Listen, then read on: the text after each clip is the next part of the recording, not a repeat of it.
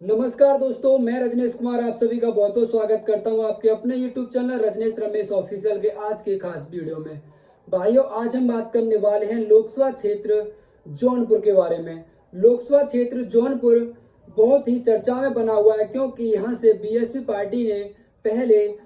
धनंजय सिंह की पत्नी श्रीकला धनंजय रेड्डी को अपना टिकट दिया था। यहाँ से वो चुनाव मैदान में थी, लेकिन नॉमिनेशन के बाद उन्होंने अपना पर्चा वापस ले लिया और अब वहां से 2019 में समाजवादी बीएसपी पार्टी से गठबंधन से सांसद पद जीते श्री श्याम सिंह यादव एक बार फिर बीएसपी पार्टी से यहाँ पर चुनाव मैदान में है, क्योंकि यहाँ से श्री कला रेड्डी के बीएसपी पार्टी के तरफ से उम्मीदवार होने से कयास ये लगाए जा रहे थे कि ये सीट बीएसपी पार्टी जीत जाएगी। और जैसा कि हमने आपसे पिछले वीडियो में मैंने आप सबको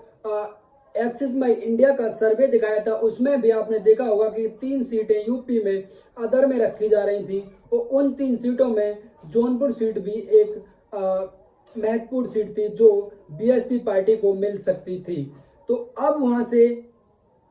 किसी दबाव बस या कैसे वहां से धनंजय सिंह ने अपनी पत्नी का नॉमिनेशन वापस करा लिया है, उससे वहां बीएसपी पार्टी को अपना कैंडिडेट बदलना पड़ा और बीएसपी पार्टी के अब वहां से कैंडिडेट हैं श्याम सिंह यादव। बीजेपी पार्टी के वहां से कैंडिडेट हैं कृपा शंकर और वहीं समाजवादी पार्टी ने बाबू सिंह कुशवाहा को वहां से अपना कैंडिडेट घोषित किया है। यानी इंडिया गठबंधन के वहां से कैंडिडेट हैं बाबू सिंह कुशवाहा, वहीं एनडीए गठबंधन के कृपा शंकर और बीएसपी के श्याम सिंह यादव। लेकिन धनंजय सिंह की पत्नी के यहाँ से एक बार अपना नॉमिनेशन वापस लेने के बावजूद भी ये सीट अभी भी चर्चाओं में है, क्योंकि जहां यहाँ सीट पर पहले बीएसपी पार्टी के जीत के कयास लगाए जा रहे थे, वहां अभी भी इस सीट पर कयास ये है कि मुकाबला अभी भी त्रिकोणीय है। ये रिजल्ट किसी के भी पक्ष में आ सकता है। तो लोकसभा क्षेत्र जौनपुर के बारे में थोड़ा सा डिटेल से समझते हैं और फिर देखते हैं कि जो खबर ये निकल के आ रही है कि लोकसभा क्षेत्र जौनपुर में मुकाबला त्रिकोणीय है, उसको देखते हैं कि इसमें कितनी सच्चाई है। भाइयों, बात करूं लोकसभा क्षेत्र जौनपुर के बारे में, तो लोकसभा क्षेत्र जौनपुर के क्षेत्र में 5 विधानसभाएं आती हैं और उन 5 विधानसभाओं में पहली विधानसभा है बदलापुर, शाहजहांगंज और जौनपुर, मल्हनी, मुंगेरा, बादशाहपुर। ये 5 विधानसभाएं लोकसभा क्षेत्र जौनपुर के अंतर्गत आती हैं। अब भाइयों, हम बात करने वाले हैं क्योंकि 2022 में उत्तर प्रदेश में विधानसभा चुनाव हुए थे, तो वहीं से थोड़ा सा समझने की कोशिश करते हैं कि किस पार्टी के पास कितना वोट लोकसभा क्षेत्र जौनपुर के अंतर्गत है उनके पास प्रेजेंट टाइम में। तो 2022 के अगर विधानसभा चुनावों के परिणामों को देखा जाए तो हम पाते हैं कि बदलापुर से जो समाजवादी कैंडिडेट थे उन्हें 81,065, वहीं बीजेपी पार्टी के प्रत्याशी को 82,391 और बीएसपी पार्टी के कैंडिडेट को 34,657 मत प्राप्त हुए थे। तो हम पाते हैं कि बदलापुर से बीजेपी पार्टी के कैंडिडेट ने विजय प्राप्त की। वहीं शाहगंज की बात करें तो समाजवादी पार्टी के कैंडिडेट को 86,514 और बीजेपी पार्टी गठबंधन की उनकी पार्टी निषाद पार्टी के प्रत्याशी को यहां से 87,223 मत प्राप्त हुए और यह सीट बीजेपी पार्टी की सहयोगी पार्टी निषाद पार्टी ने जीत ली। वहीं बीएसपी पार्टी को 48,957 मत प्राप्त हुए यहाँ पे। उसके बाद करें जौनपुर विधानसभा की बात, तो जौनपुर विधानसभा से समाजवादी पार्टी के कैंडिडेट को 89,708, तो वहीं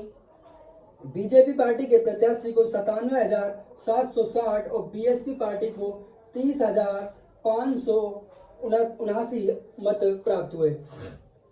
बात करूं मल्हनी विधानसभा की, तो मल्हनी से समाजवादी पार्टी के प्रत्याशी को 97,357, वहीं बीजेपी पार्टी को 18,319 और बीएसपी पार्टी को 24,007 मत प्राप्त हुए। ये जो छोटा नंबर दिख रहा है उसका कारण था क्योंकि 2022 में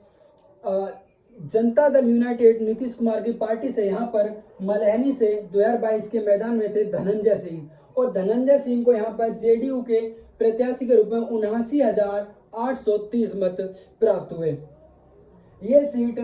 समाजवादी पार्टी के लक्की यादव यानी मलहनी से जीत जाते हैं। वहीं जौनपुर सीट भी बीजेपी के खाते में रहती है। बात करें मुगेरा वात्सापुर की, तो हम पाते हैं कि यहाँ पे समाजवादी कैंडिडेट को 92,048 मत प्राप्त होते हैं। वहीं बीजेपी पार्टी के प्रत्याशी को 86,818 और बीएसपी पार्टी के उम्मीदवार को 32,597, यानी 2 सीटों पर समाजवादी पार्टी विजय प्राप्त करती है। वहीं 2 सीटों पर बीजेपी पार्टी विजय प्राप्त करती है और एक पर उनकी सहयोगी पार्टी निषाद पार्टी यहां से 2022 के विधानसभा चुनाव में जीत प्राप्त करती है। बात करें किस पार्टी के पास कितना मत है, तो वहीं निषाद पार्टी 2022 में भी उनके साथ थी और 2024 में भी उनके साथ है। तो मैंने ये बीजेपी या एनडीए का वोट एकत्रित किया है, जोड़ा है, तो हम पाते हैं कि 3,72,521 मत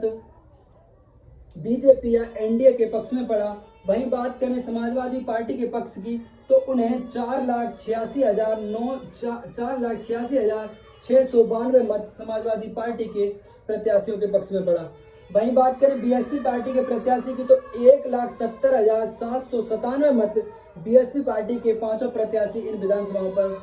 अर्जित करते हैं। वहीं बात करूं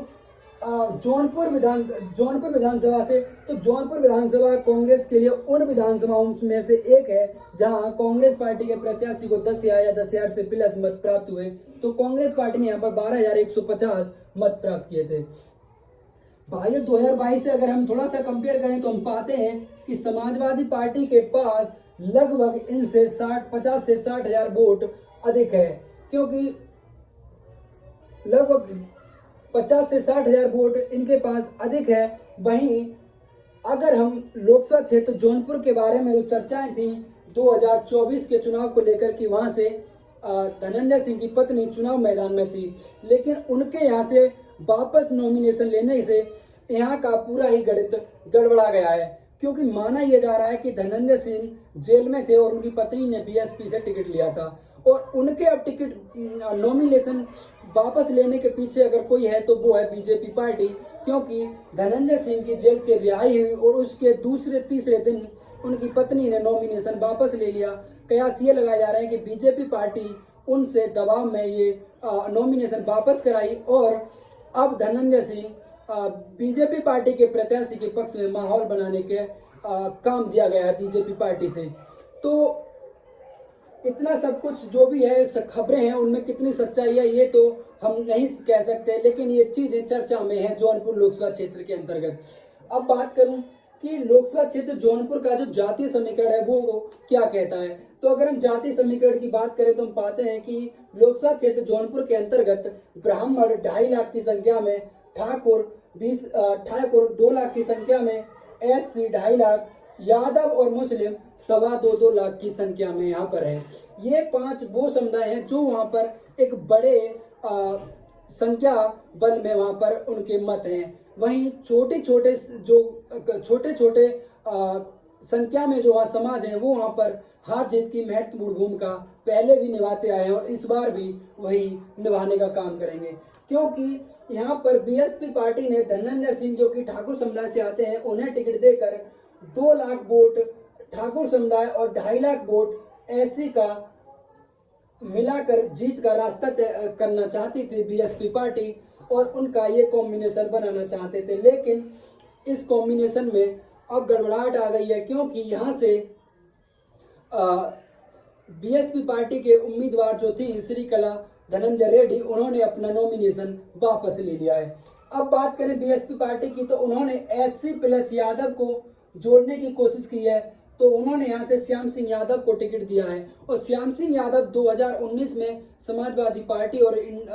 बीएसपी के गठबंधन से 2019 में लोकसभा क्षेत्र जौनपुर से मौजूदा सांसद है, यानी 2019 में उन्होंने जीत भी दर्ज की थी।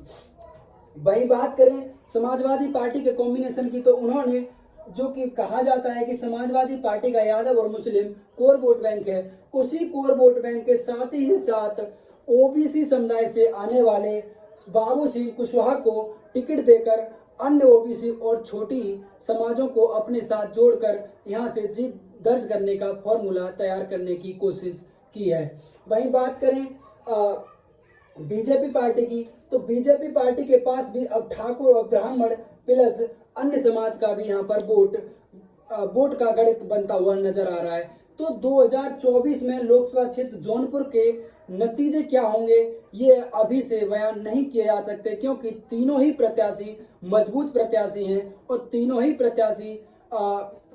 जो जातीय समीकरण कहता है वहां से भी लगता है कि तीनों ही प्रत्याशी मजबूत हैं। और अगर इस 2022 के विधानसभा चुनाव से हम अगर थोड़ा समझने की कोशिश करें तो हम पाते हैं कि बीजेपी पार्टी से कहीं ज्यादा समाजवादी पार्टी को मत प्राप्त हुए हैं। तो अगर मुकाबला त्रिकोणीय होता है तो किसी के भी भाग्य में जीत नसीब हो सकती है, क्योंकि तीनों ही प्रत्याशी कांटे के हैं और तीनों ही प्रत्याशी के पक्ष में यहाँ के जातीय समीकरण भी हैं। तो लोकसभा क्षेत्र जौनपुर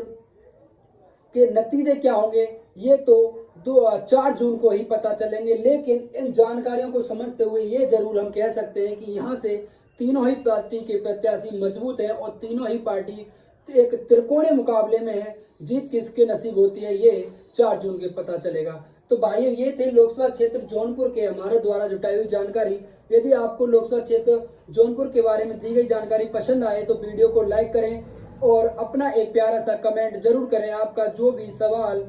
या सुझाव होगा मैं उसे आपको जरूर उत्तर दूंगा। वहीं आपसे एक निवेदन रहेगा कि आप अगर वीडियो पर नए आए हैं, चैनल पर नए हैं, तो चैनल को सब्सक्राइब करके बेल आइकन ऑन कर लें, जिससे कि आगे के लिए आने वाली वीडियो में आप हमारे साथ जुड़ सकें। वहीं एक छोटा सा निवेदन आपसे पर्सनल ये रहेगा मेरे भाई कि जो भी भाई इस वीडियो को देखें अपने व्हाट्सएप, इंस्टा, फेसबुक जितने भी चैनल है वहां पर ज़्यादा से ज़्यादा शेयर करें, जिससे कि ये जानकारी अधिक से अधिक लोगों तक पहुंचे। तो मिलते हैं अगले वीडियो में, तब तक के लिए जय हिंद, जय भारत।